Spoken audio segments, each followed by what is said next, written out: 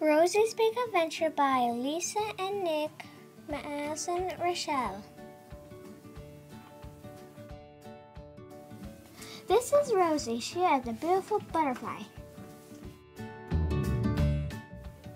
Rosie loved to have big adventures.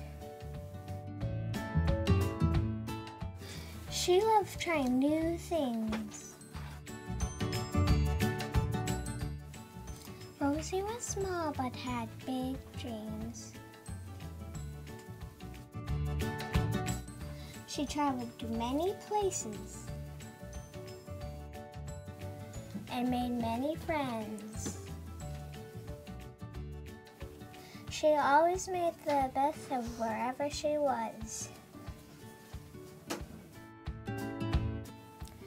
But after her adventure, she was always happy to come home. Because there is no place like home. The end.